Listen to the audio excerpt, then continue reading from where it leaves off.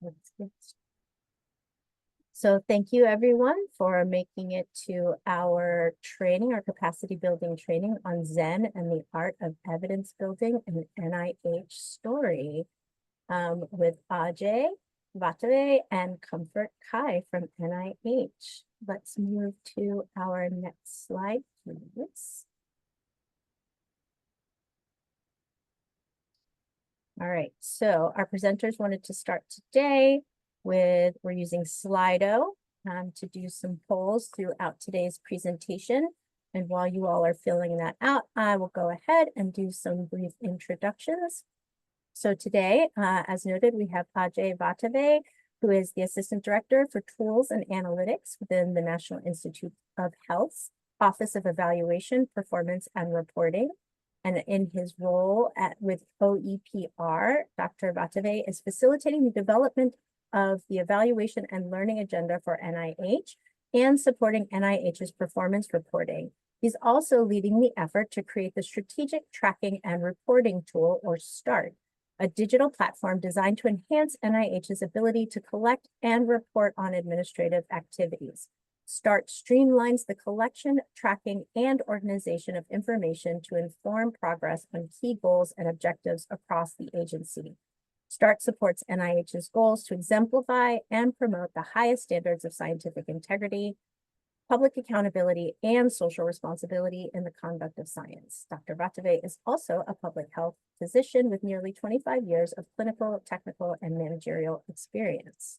We are also lucky enough to have Ms. Comfort Kai, who serves in NIH's Office of OEPR,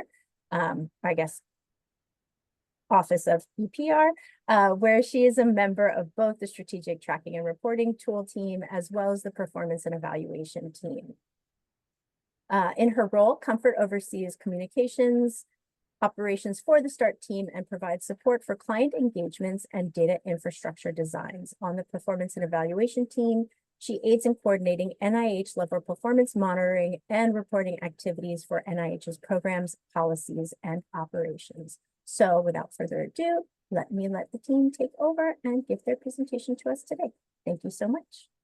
Great.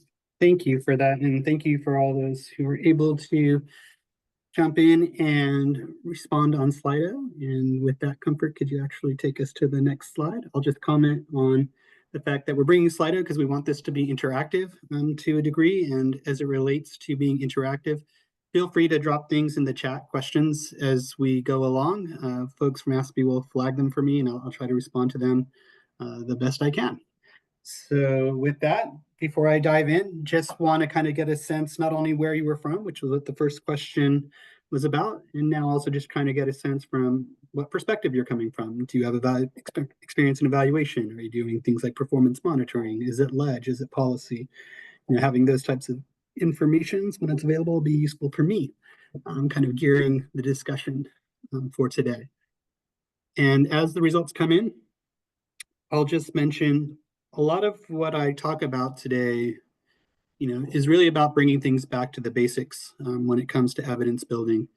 And I think what we found in our journey is that really supported us both in the short term and really the long term in terms of reaching some what I consider to be fairly high aspirational goals of what we're trying to do with our platform known as START. So it looks like we have a good amount of folks with evaluation and different levels of program experience and evidence building. So that is great. Comfort, can you jump into the next slide? So what are we going to try to accomplish today? We're going to try to understand what our approach was in terms of tracking evidence and building activities. I'm really going to focus a lot initially on the tracking sheet that is added as an attachment, I believe, to the invite. And then, kind of share what we thought about, in terms of our processes, what we've learned, and kind of what we're experiencing as we continue to grow in this space. Next slide.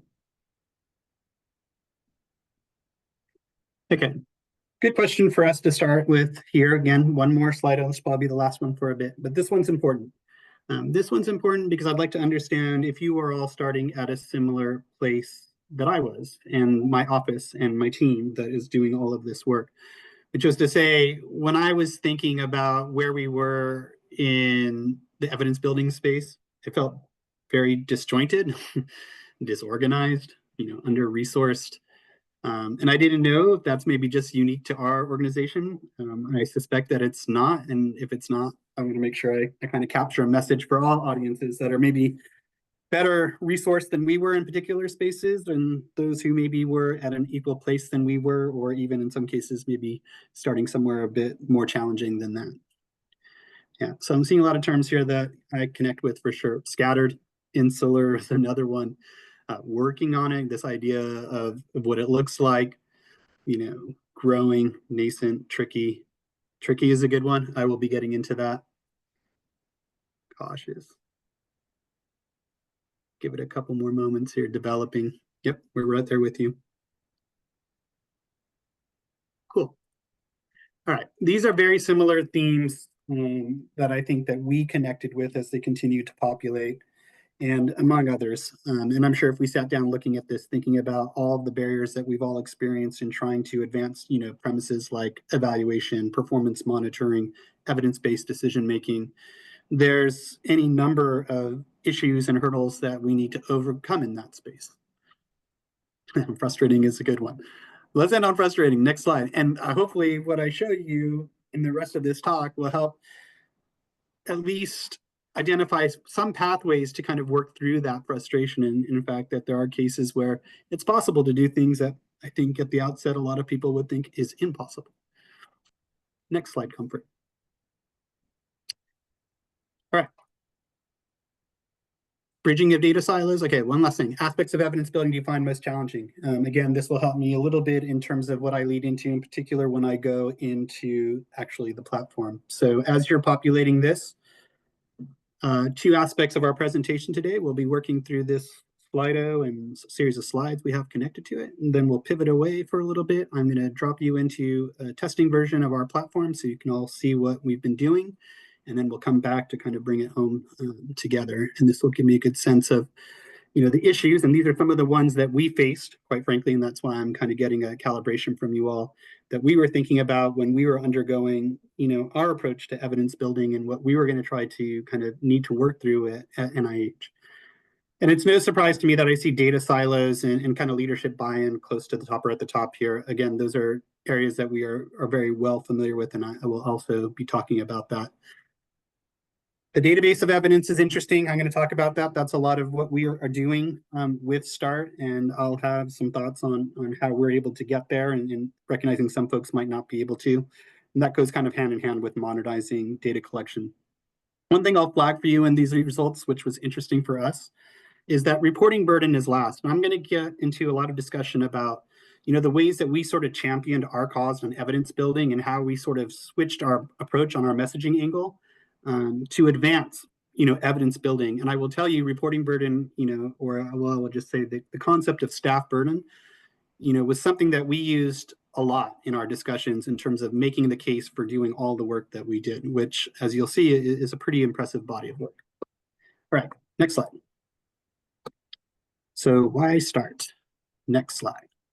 So we said frustration, right? It was out there right on the Slido. That was one of the things. So just some background, our office is a fairly new office at NIH. It's about 4 to 5 years old. It's kind of a combination of a couple offices that worked either in the performance or kind of policy-based space. And when we came together, we talked just about that. We were dealing with an approach of evidence-based and collection gathering that involved sending out Excel spreadsheets all over the place and just having hundreds and hundreds of Excels that some fellow was typically, creating pivot tables for and then getting saved on some shared drive where it sat like gathering dust by itself, right? Like we were in a place where we knew we were doing and we were being responsive, but it just felt like we weren't really doing things in the best way that we could.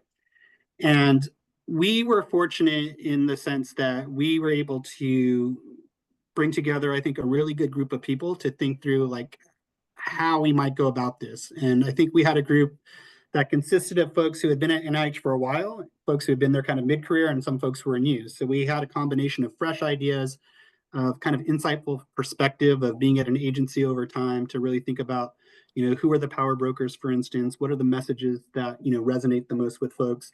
So we really wanted to galvanize all of that. And I happened to be, at that time, probably the person tapped with kind of leading a lot of this effort But truthfully, everything that I'm going to talk about, even though I'm talking about it from my perspective, it is a combination of the work of people on my direct team, like Eileen Oni and Comfort, who's on there, and Trisha Chakraborty, and folks within my office as well, who are more numerous to count, and folks within NIH. So my perspective here is coming from my contributions in that lane. And one thing to know about me that was mentioned is I started my whole career or training in medicine. And so for me, it makes a lot of sense of why I ultimately fell into kind of organizational learning as I think about it, and metrics and evaluation. We've all gone to a clinician, right? And there's any number of things that a clinician could measure when you interact with them. But we all basically do the same thing initially, right? We're going to talk to you. We're going to kind of get an understanding from your perspective of what's going on. We're typically going to check your pulse. We're going to check your heart rate. We're going to check, your breathing frequency. And that is to say that in medicine, it's similar to evaluation and performance monitoring and risk management, these other concepts. You can measure a lot of things, but you have to choose to measure those things that are the most accessible and that can lead you to more informed, detailed measurement down the line. I might see that your pulse is abnormal, so maybe I'm going to send you for an echo, for instance, echocardiogram. I just don't do it right out of the gate. And I think one of the things that we thought about at NIH, that the same is true for here. We could really get lost in a maze of measurement and have so many measurements down the line, it could get really overwhelming. And we really wanted to try to focus on measurement that had meaningful action behind it, something that would initiate something or that was responsive to something. So really getting in front of it. Next slide. The other aspect to know about me is I kind of dipped in and out of government. I was at CDC originally. I went into the private sector, and then I came back into the federal sector at NIH. And one of the things that I realized in that private sector was, one, that measurement is really powerful in decision making. In particular, in the private sector, when you're looking at things like revenues and growth expansion, it's really useful to figure out where you need to pivot. However, at that same time, I realized why a lot of these models were failing in government, because in the private sector, a lot is measured around people time, how much they're billing, how much there is in revenue. And as we know in government, it's not typically like that, right? We're working on these far rising goals. We're trying to cure cancer. We're trying to decrease the frequency of a particular disease. And we don't really measure in people time. And so when I was coming back into service, I felt like I had a better perspective to kind of make the change that I wanted to be a part of, which is combining the best of civil service with what I saw in the private sector. Next slide. So we're going to start here. This is actually the basic, and it is part of your takeaway. This is actually coming from our colleague on our team, Eileen Oni, who brought it over from her former institute. We call it the accountability matrix. And you're going to see that I'm going to focus on this a lot at the beginning, because later on, I'm going to get into the tech. The tech part of what we're doing may not be accessible to you all yet, just because of where your agency is at, from a funding level, from a buy-in level. This should be approachable to everybody. It's with Excel, and I'm going to hopefully in this discussion convince you that this simple Excel can be extremely aggravating sometimes, but really worthwhile, and it can actually lead to some pretty amazing things when you're able to be in a position to translate it into a database. Next slide. All right, so this table that we're leaving with you, I think I want to just highlight some of the principles. These aren't necessarily new principles, but I want to talk about them in terms of how they've helped us get to where we went, and that is ultimately what we're doing with START. One of the first things that we do with evidence building is we help people think through this table. And one of the first things we want to establish is, how do you want to organize, right? And you can organize in a lot of different ways. Typically for us in evidence building, we have found that strategic plans make a good anchor because they tend to capture the vision. It can be a really challenging process, though, once you've laid out your organization. I have applied this matrix to my own team. And I had the fortune of working with a great evaluator, Janelle Banks, in our office, and she asked me all the great annoying evaluation questions that someone's supposed to ask. What do you mean by that statement, Ajay? How are you going to measure that statement, Ajay? Like, why are you doing that instead of this, Ajay? Like, it sounds like it's easy. And a lot of the things on this Excel look on the surface to be easy, but I promise you, once you get into it, sometimes it's not. And that's okay, because a part of evidence building is really about kind of rewiring some of the ways that we think about things. And in particular, when we're consulting with folks on how to do an evaluation who might be coming from a program space, for instance, it can be a challenge, kind of really thinking through what they mean. Forward, Comfort. After we organize, it's also important to identify who is responsible. We have found in our approach, when you kind of generalize too much and you don't give ownership to one person, it's really easy for the wheels to fall off. And I think when it comes to evidence building, it's important to communicate, your approach to evidence building. It's probably equally as important, if not more important, to identify who is responsible at any aspect of it. And without it, it's really hard to ascertain, where the information is coming from, where you can make change happen, who you reach out to for more context. And, the idea of anchoring responsibility in everything we do around evidence building, I think is pretty central to what we've been able to accomplish. Board one. When should this be done? So beyond knowing who, beyond knowing the vision of how we want to organize, what parameters around time, right? Are there dimensions? Can we capture it? And this is really important because if we're thinking about evidence building along the lines of progress monitoring, risk management, what's our horizon? What are we looking at? If we're thinking about evaluation, perspective, what time dimensions are we working with? So to the extent that you can capture time and having to accept that sometimes time could be infinite, some things are ongoing, to the degree that you can capture or think about the parameters of time of the types of things that you're working on, incredibly important. Forward one, please. What do you know? Seen this far too many times. We get galvanized. It's one of the things I love about civil service. We're quick to react. We're often very responsive. I think that's part of the job in terms of a cycle of different administrations coming in and knowing that there's lots of people with new questions that need to be answered. And we often rush into being responsive. And I think sometimes, at least we have found at NIH, that can bleed over into other ways that we go about our work. And we don't often spend enough time thinking about what we know and how do we know it and where do we know it from. All that type of thinking about kind of thinking through what your baseline is really important. It's a step that folks often skip over, not because they mean to, it's just, again, because we've kind of gotten a habit of being in this react nature, I think, within the government to a degree. Forward one. What do you want to know? I think all of us are on this call for a reason in terms of believing in evaluation as a discipline in terms of what it can bring to the table, along with other concepts like project management and risk management and performance monitoring. But I think what we saw more, and a change that I think we're starting to see happen because of our work, is thinking about what you want to know up front. When we first started and came together as an office, I think it's fair to say that most often we were asked to evaluate a program that had already been in place for 5 years or an evaluation plan. I do think and I do feel that with what we've been doing as a group and what we've been doing with the platform we've been building, that dynamic has changed. We're actually getting a lot more people talking to us saying, hey, we're designing this program. We're planning to implement this. What are some ways that we can think about this? And again, this Excel spreadsheet is a really good way of helping people connect with the fact that we're doing things for purpose.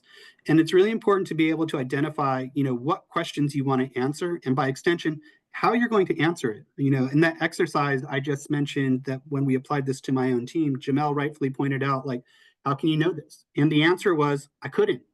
Like, I felt the work we were doing was going to contribute, but there was no way that we could measure it. And so we took it out.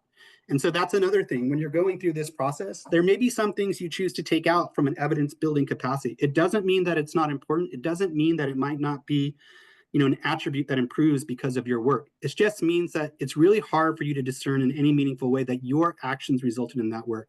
And when you're prioritizing big lifts, such as building evidence building capacity within an agency, you're going to have to make choices. Forward one, please. So that created this whole vision around STAR, right? Like those kinds of problems that we were thinking about, that kind of organizational structure. And I'm going to grab the screen here real quick, and then we're going to do a little quick demo.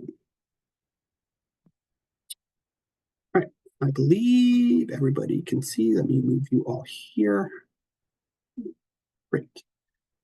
So one of the things that we wanted to do, we really wanted to centralize this process. We felt there were a lot of pillars, which I'll get into when I pivot back to the PowerPoint, that we wanted to accomplish. But I want to show you like how that simple table, or that way of thinking that table captures, the ways of thinking about bringing evidence together can actually translate into a database. So this is START, it's our test site, so don't get too hung up in the data. Some of it's actual, some of it's test, but that stands for Strategic Tracking and Reporting Tool.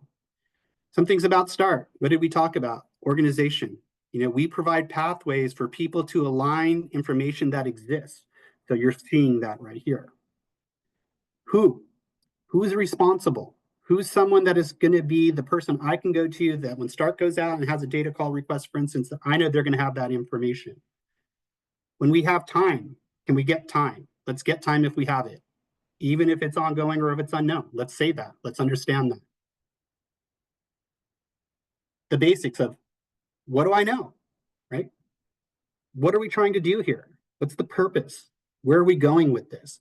Trying to think about those things up front, getting folks to really articulate that around their work is something that we really wanted to bring to the table in sort of this database design, leveraging those exact tables. And when we do that, we get to do a lot of fun, cool, techie stuff, right? Then when we do that, so you can imagine we're just living on a sandwich of all these Excel spreadsheets, essentially. We're going to be able to look at our activities and how they align with our vision and our goals. What's that distribution look like?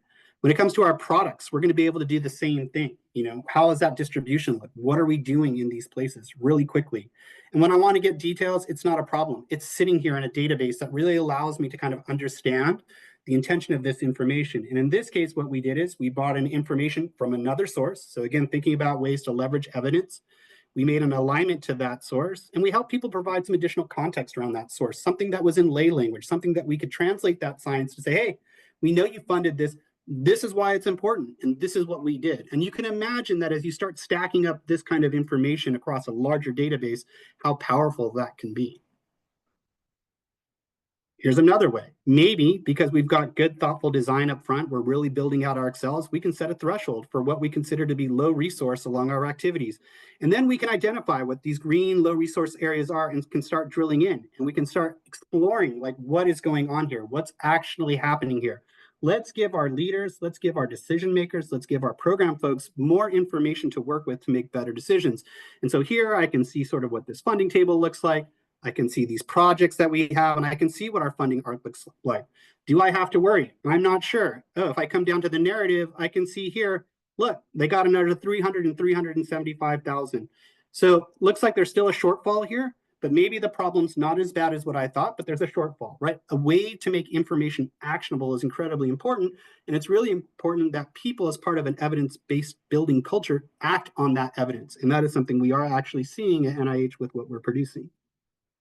Other things, once we start bringing in this data, we have opportunity to create conversation. So this is working again off a fairly similar Excel spreadsheet.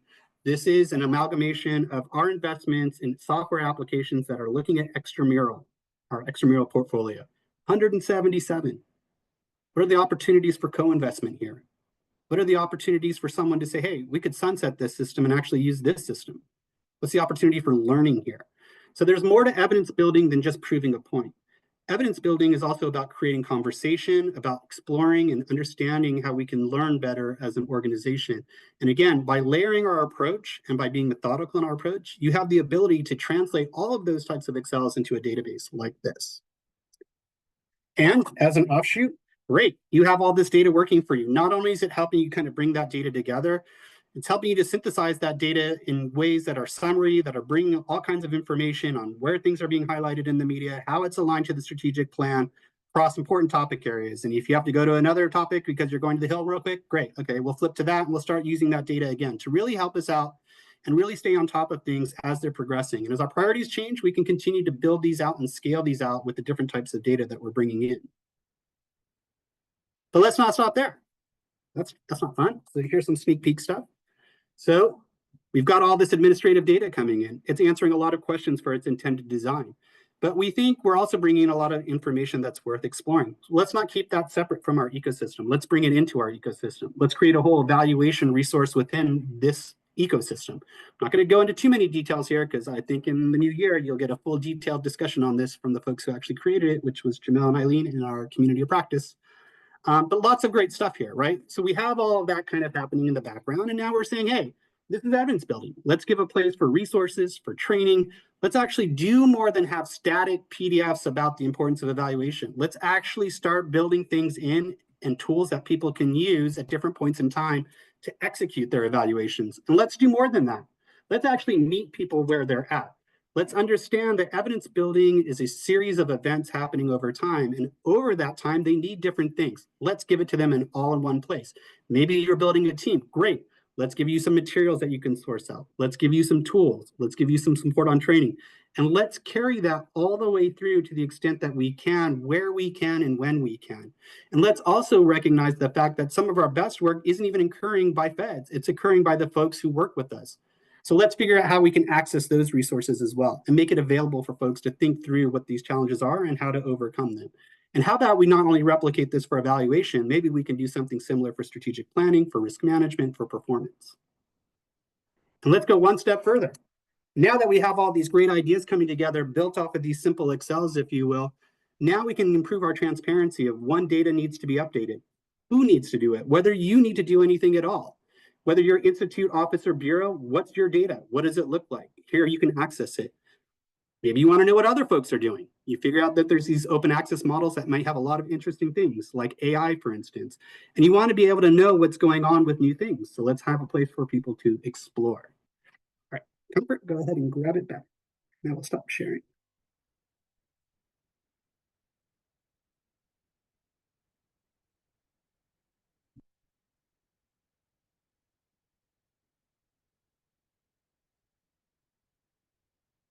All right, so let's talk a little bit about, in my mind, again, speaking on behalf of a lot of people, what it took to make what I just showed you happen.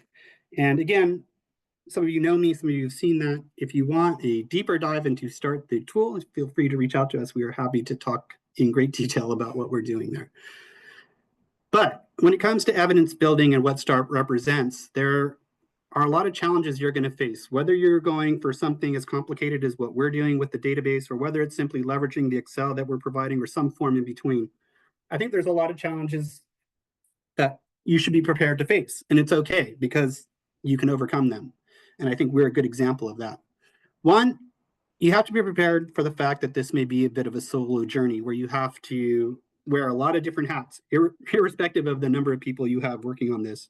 When it started out, I was someone who knew about evaluation, performance monitoring. I had to start getting into database design. Now we're getting into security. When you're starting out in these spaces, it is often the case that you're going to have to juggle a number of different roles. And that's okay. That just represents the fact that this is complex. And there's a lot of different partners who are involved in this space that you need to be thinking about. And you need to go in with a little bit of knowledge. You don't have to have all the knowledge. You just need to know when your knowledge stops, and you need to be able to bridge with your community to broker that knowledge with folks who have the expertise.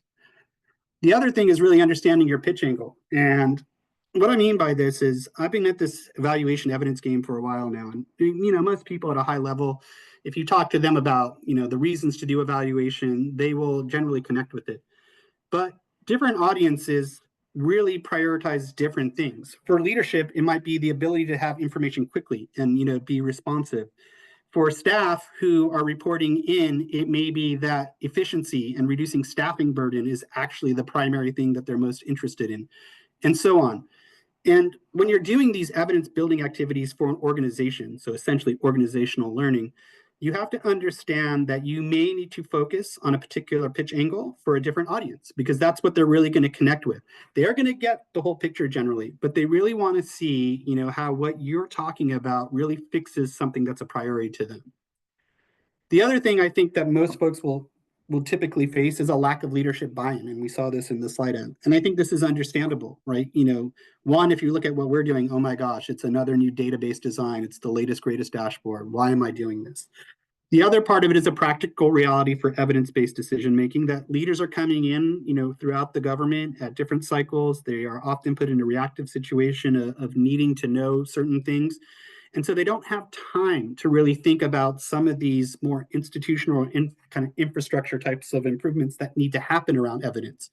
And that's okay. It's just important to know about that going into this.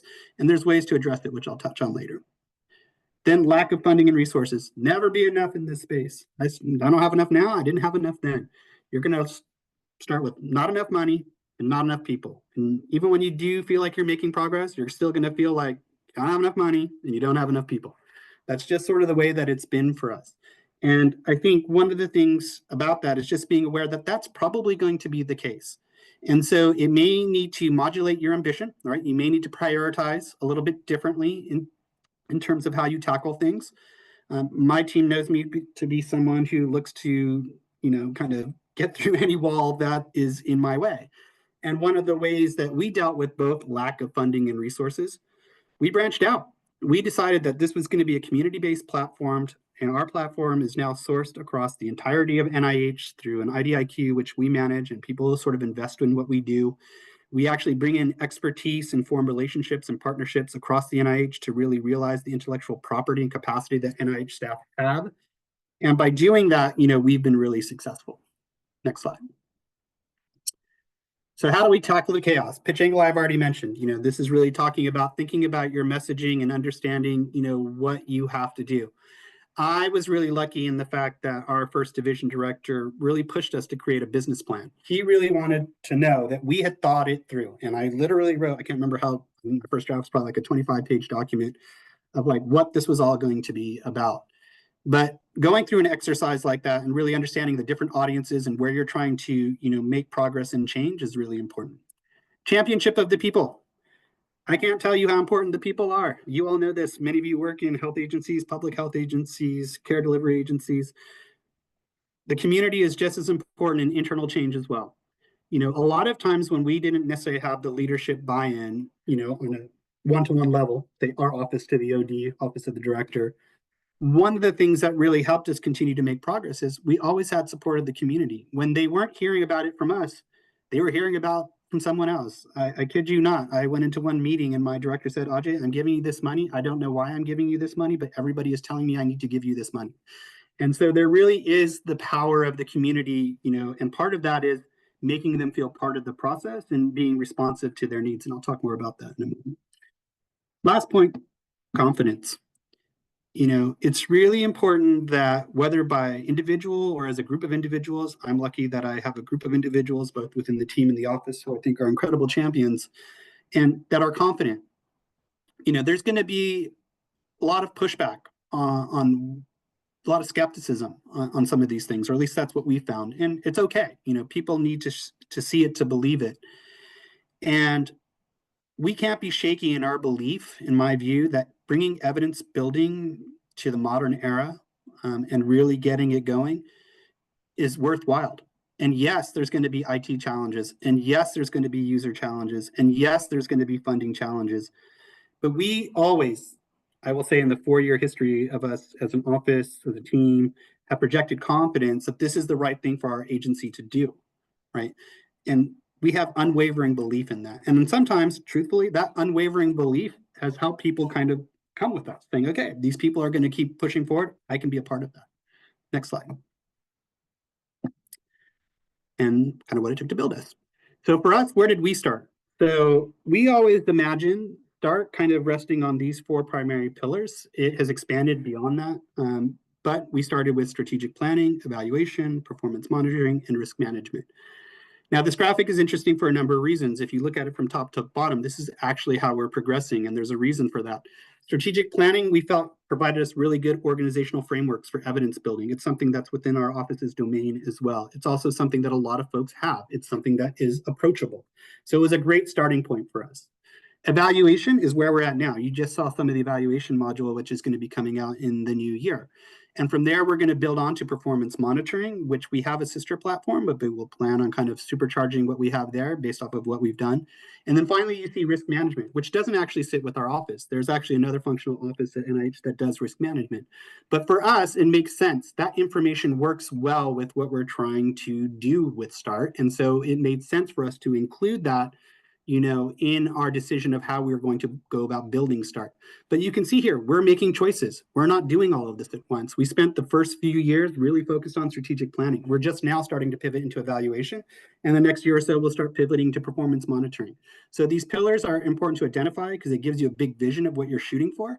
But you're also, like I said, going to have to make choices because it's very likely, unless you're a well-resourced office, and I think typically most folks in our space aren't, you are going to have to choose what you focus on. Next slide. Impact and innovation. Lots of things that have come from this, right? We talk a lot about what we're doing from a modernizing perspective. We know that there was like modernized HHS at some point. This is actually truly modernizing what we're doing, but not only in the platform, but also in our way of thinking. And I think that's another thing that, our office has done a really good job of, and our team has done a really good job of, that modernizing comes in lots of forms. It's modernizing of our culture, it's modernizing of our data, it's modernizing of our infrastructure and IT capacity. lots of aspects, and there's a lot of great stories to tell when you're building evidence capacity around modernization. Standardization, tricky issue, especially for a group of evaluators probably who are wedded to standards and would like standards. I think if you're in an agency that can pull off something similar to what we did, and out of the gate, maybe whether it's due to regulatory authority, you have some level of standardization to bring to the table, we would encourage you to do it. If we could start over again and we had a blueprint of standards that we could work with, we would do it. But the truth is we didn't, but that doesn't need to stop you. When we started working and building START, we accepted that we didn't actually know how everybody wanted to measure things. And we intentionally allowed a good variation in how people approached measurement in the first 3 years. Now, this year moving forward, even though it is more work for us, we are in a much stronger position to pivot towards more standardization, because now we can show people, this is what you've been collecting. It's very similar to this. Let's agree that this is what we'll collect on, say, collaborations, for instance. We are able to have those conversations because we've worked with people to collect data in the ways that they thought they needed it, which sometimes showed them it wasn't the way that they needed it, or maybe the way that they thought they were really unique actually wasn't all that unique compared to how other people were thinking about things. So standardization can occur upfront. It can also occur like midway point, but it has to occur probably at some point to really go to scale. You can operate at a smaller scale with a little bit of lack of standardization, but to go for the scale that we're looking to work at, we are starting to move in that direction. Efficiency. I mentioned this about staff burden. All great data collection systems will fall apart if they are a pain to work with. So we have lots of fun dashboards to look at, lots of great reports that can save someone 6 weeks of time to develop a first draft. But this is a constant hunt for us to improve ways for people to interact with our system, whether it's dropping in Word documents or Excel spreadsheets, whether it's how we create our interfaces so people can update data. We have to remember that part of evidence building is a human experience to generate that evidence. And to the extent that we can make that part of the process approachable, meaningful, it's really important.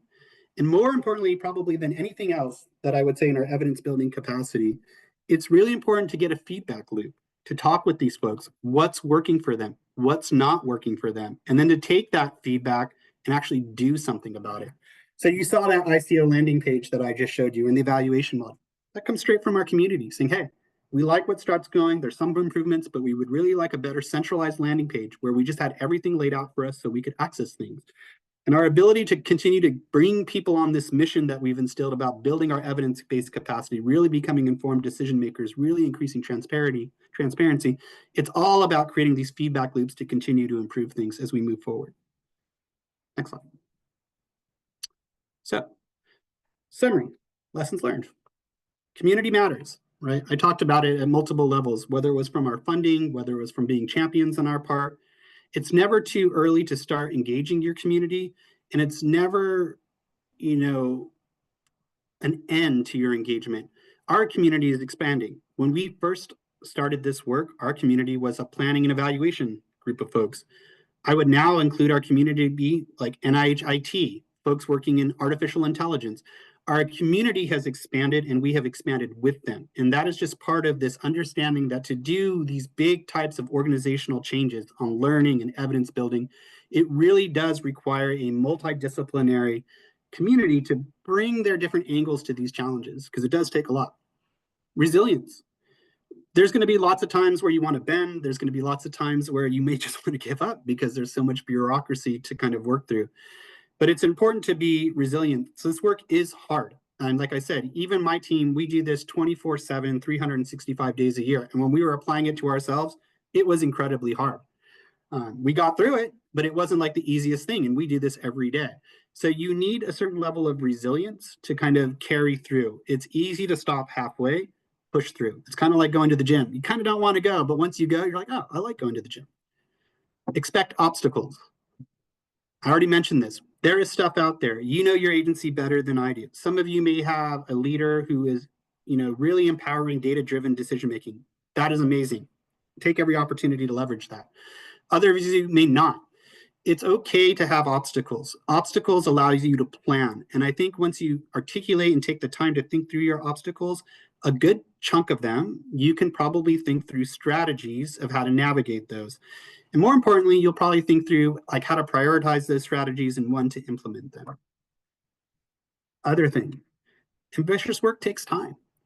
Like, we're 4 years in, 5 years in, roughly. I will say I'm more than pleased at the level of change that I feel like I'm seeing within our agency. I think when I think about how the community is really connected with what we're doing, even if they're not using START, even if they're just using that Excel spreadsheet to kind of really lay out what they're trying to do with their strategic plan or their program.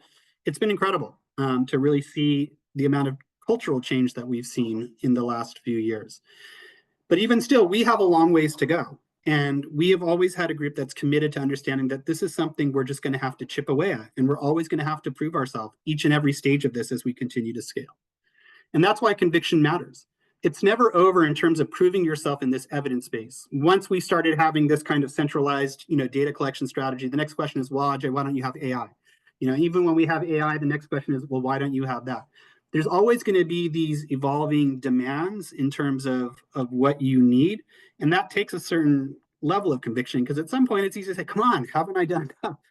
But the thing is, you're getting people excited, even if they're not saying, they're getting interested, they're getting engaged. And that's why they're asking you these questions. That's why they're asking for more. That's why they're pushing. And so having that conviction to kind of push through all of that and understand that, yeah, every year you may have to prove yourself of why evidence building at your agency is important. Okay. It's a challenge that I think we all have to accept, because it's important that we do it.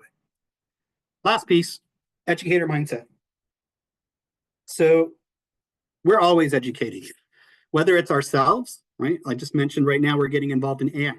I'm a public health physician. I don't know anything about artificial intelligence, but we know that there's really smart people at NIH who do, and other places. And so we're reaching out and we're starting to get educated on that.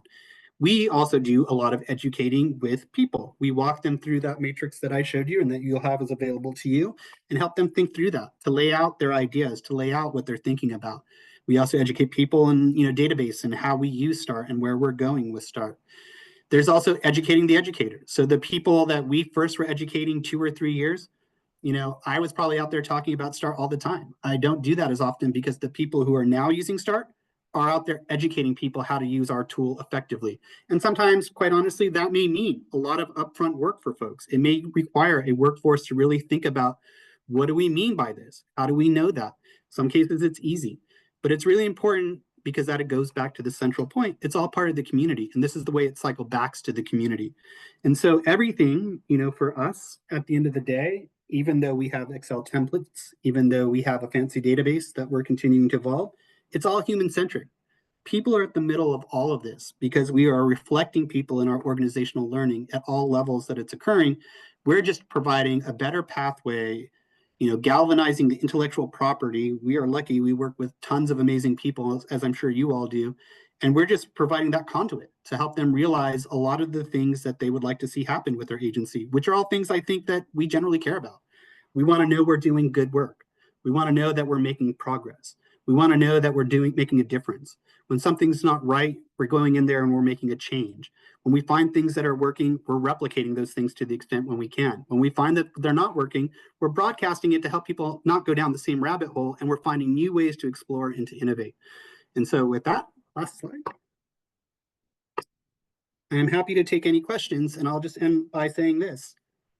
Humble beginnings, Excel spreadsheet, not super complicated, can lead to some pretty amazing things if you have the opportunity to take in that direction.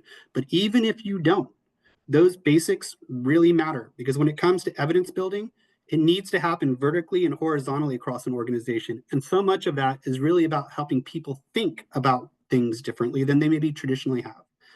So with that, I am happy to take any questions.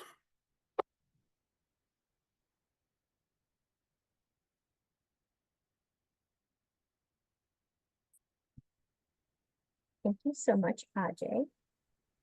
While we wait for people to queue up their questions, and for those who have questions, please feel free to go ahead and unmute yourselves or put your question in the chat.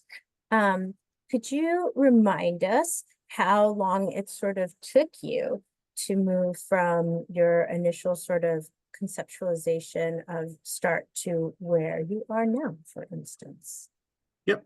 So for us, the timeline was roughly 4 years. The first year was not much development. It was a lot of finding one partner to work with us. The second year was mostly about 2 or 3 partners working with us. And then years 3 and 4 have just kind of been, the barn doors have blown out and everybody's coming to work with us, and it continues to scale at a fairly incredible pace. And when you started this work, did it, and this is probably an ignorant question, but for those of us who are like at the way back at the starting, did it essentially start with like an Excel spreadsheet of sort of like, this is what we want to do, or were you already starting to like, kind of program things? Yeah, no, it actually did start with honestly just a general concept. We sketched out a pretty good business plan. We had a layout of what we thought made sense to us from a basic structural component, but we knew we needed to talk with folks. And our first iterations were actually inspired by the community, not by us. I mean, that was intentional. We didn't want to come off on a position to sort of dictate top down. We kind of wanted to work bottom up because we knew going into this, we weren't quite certain. I will say this, we had no dedicated team for this. We had no mandate to do this. We had no leadership mandate to do this. We frankly didn't really have a budget to do this. I did cobble together about $10,000 or so on an existing contract we had to kind of create a prototype. And that's, what we had. But for the beginning of the year, that year 1, I mean, I always laugh. I kind of went around with a 2 or 3 deck PowerPoint. That's all that I had as my resource to work with. Nice. See a question. What do you see as your next step for a start? So yeah, it's a big year for us. That ICO landing page and evaluation module that I showed everybody briefly, it's transitioning us from being more of just a data collection vehicle, which is what we were first known for. Like people are, oh my gosh, this is so much better than just Excels that we never attach. Like, there's ways to do assignments. But now we've gathered so much data, and now that we're centralizing, a way to really get at this data and explore this data, we're going to be becoming much more of a resource where people are going to want to be looking at that data in other ways than maybe were originally intended, right? It's data that's related to someone's strategic plan or some program, and kind of thinking how we evolve to, for START to be a resource is a big piece of it. Another thing I would say is, now we kind of know the database design we actually need to have versus the one we have. So at some point, we'll probably be doing a bit of a re-architecture based off of everything that we've learned. And then third, what we'll be incorporating soon, and we have some promising initial stuff that came today, how do we incorporate artificial intelligence? And we think bringing those 3 things together, kind of becoming a better resource for folks by incorporating artificial intelligence to kind of explore our data in other ways than initially structured, those are going to make some huge improvements and advancements in kind of what we bring to the table. So, from the position from ASPE's position in terms of doing sort of the annual kind of data calls related to, let's say, the evaluation plan, for instance, are you able to use START currently for those sorts of things? Like when we ask for, what are your most significant evaluations, for instance, for, upcoming in 2027? Yeah, we could. Yeah, if there's a consistent data structure that you all are using to call it out, and I'll defer to Jamel and the evaluation community at NIH, they will look to leverage that evaluation module. When we have ongoing evaluation needs from HHS, we'll standardize those and put them into START, and that'll just become part of our evidence building capacity. Very nice. Don't want to hog all of the questions. Okay. Any other questions that folks can go ahead and drop in the chat or verbalize? Again, I know it's a lot to take in. It's a big system, and it was a pretty ambitious project, and it still is a pretty ambitious project. I will say, and this is a plug, and I'm happy to reach out with you afterwards at any point. I don't think what we have done needs to be confined to NIH. I truly believe that although there may be evolutions or adaptation of what we're doing, or maybe kind of incorporation, into what people already have, this is something that could scale for other groups to try out. It does, what I will say, even with the areas that we need to focus on and improve and strengthen, it does work. I've been both at CDC and NIH, and I've had some details in some other places, and some of the challenges that I know are here, I know exist at other agencies. So again, to the extent that that's of interest to folks and they would ever like to follow up, feel free to reach out to me, and I'm happy to chat for sure. All right, I'll put in a last call for questions. Oh, could you please put your email in the chat, Ajay? I will. You have an interested party. Yeah, and that was. I am always creating interested parties in this space, because one of the things that, and I'll just maybe close with this and let more questions come in.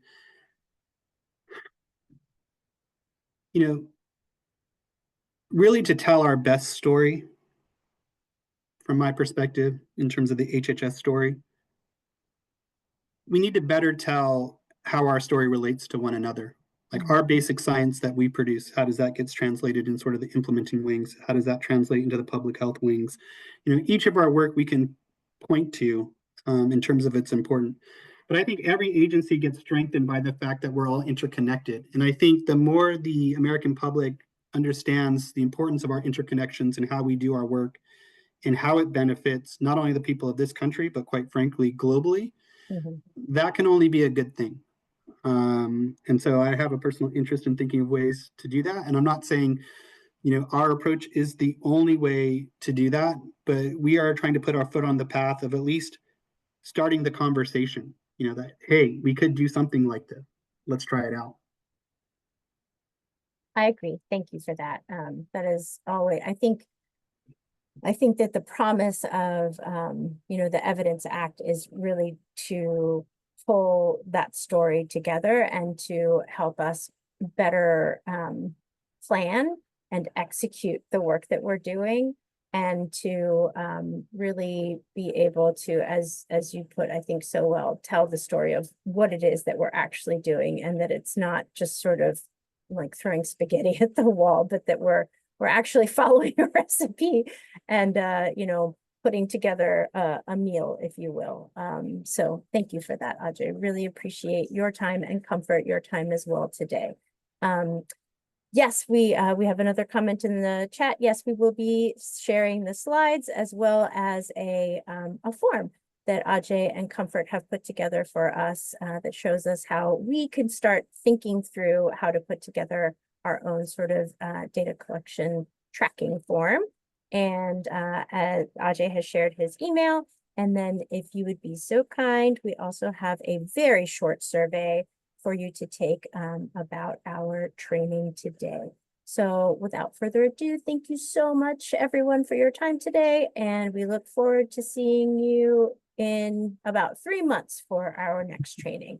All right. Thank you so much, all, and have a great rest of your day. Thank you. Take care, everyone. All right. Bye-bye.